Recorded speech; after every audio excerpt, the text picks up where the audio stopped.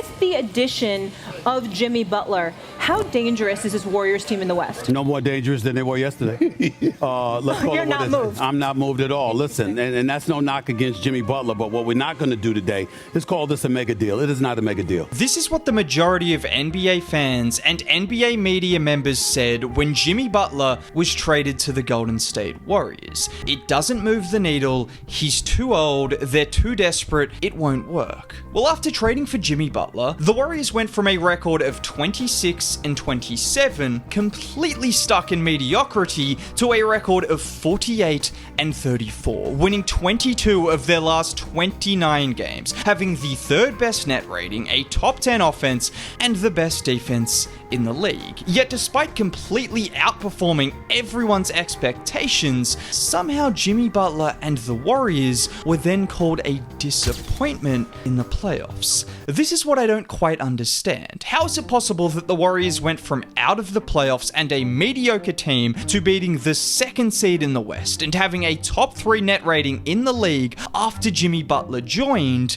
to people then calling him disappointing after he struggled in the Wolves series with Steph Curry out injured? He was never supposed to be the first option on this team. Jimmy Butler wasn't traded to the Warriors with the intentions of him averaging 35 points in the playoffs and Steph Curry sitting from the bench. Do you think Jalen Williams would have won against Minnesota if Shea was injured? Do you think Pascal Siakam would have beat the Knicks with no Tyrese Halliburton? Do you get the point I'm making? No one in the NBA can win without the help of another star player. It's why Steph Curry was struggling before Jimmy Butler got traded to the Warriors, so obviously once Steph Curry got hurt, Jimmy Butler was going to struggle as well. The NBA is just too good to think one player, particularly at his age, can single-handedly carry one team against an elite NBA team. And Jimmy said it all along. He was the second option. He was the Robin to Steph Curry's Batman. He knew what his role was, and instead of focusing on Jimmy averaging 25 points a game like he used to in the playoffs, we should focus on what is more important. And that is how good the Warriors are when both Steph and Jimmy are on the floor. And this is the part of the Jimmy Butler trade that I can't get over. Everyone is only talking about his scoring. 20 points a game isn't enough. He needs to take 35 shots, blah, blah, blah. Which, by the way, is hilarious, considering Jimmy has never been a 30-point per game scorer. Have we watched the same Jimmy Butler? He's always been a well-rounded player. It's never been about him averaging 30 points a game, aside from those Bucks series and the Celtics series, which obviously stand out for that reason.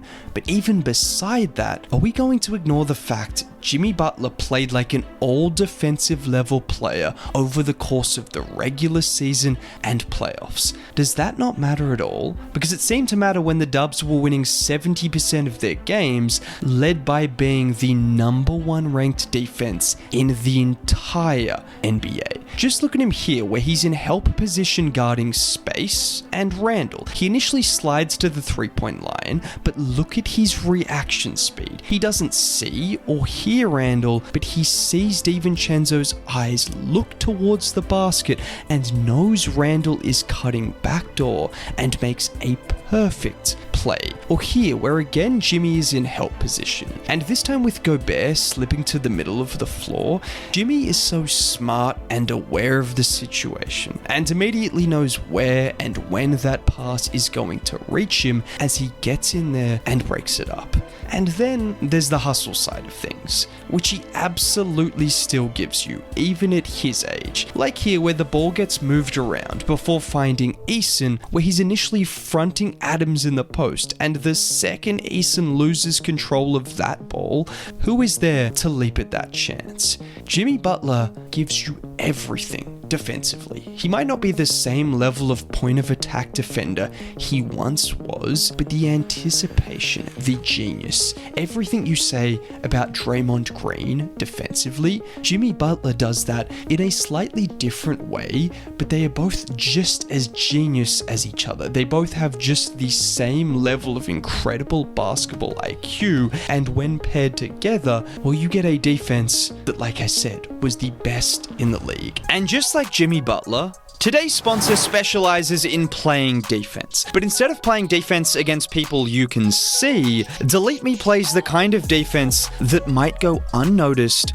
but is equally as important. Some could say, like Draymond Green, because in the world we live in right now, things have never been more accessible, which is great, but that also means your personal data has never been more accessible, and neither has the risk of it getting leaked, resulting in all kinds of problems, from harassment to even theft. This is where today's video sponsor Delete Me can help do the work so you don't have to, which is removing your data from hundreds of different data brokers online and helping to protect you from those online risks. As you can see, with them having already done that for me and others all across the world, and they can do the same for you with 20% off Delete Me consumer plans when you go to joindeleteme.com/7man and use promo code 7man at checkout. That's joindeleteme.com/7man. And don't just take it from me, Steve Kerr said the same thing.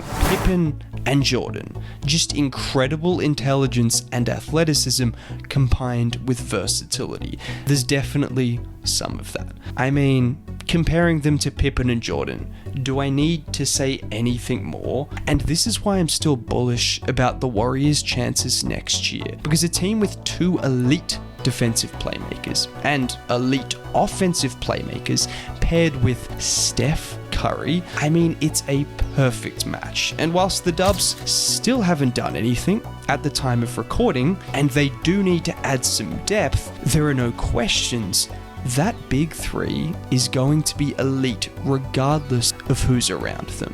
Now, with everything I have said, and this is going to sound a bit contradictory, I do think there were times where Jimmy was passive. And it's not about him scoring more points a game, because like I've mentioned, that was never who he really was, and it's certainly not going to change at 35. But I think there were times where Jimmy refused shots in positions that he just shouldn't have. Times where he was almost too intent on trying to make the right play that it ended up being the wrong play.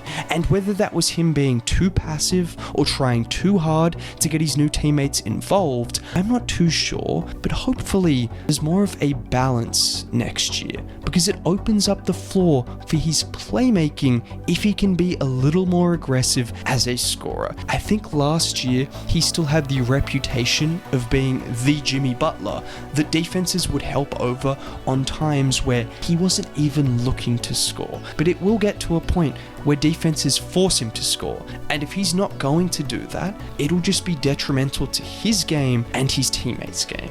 And I know Jimmy Butler, above all, wants to win, so he will figure that out. And whilst we still wait for the Warriors to make off-season moves, as of now, one thing I still have the utmost confidence in is the defense, the playmaking of Jimmy Butler and Draymond Green, and I mean, Steph Curry. Do I need to say any more?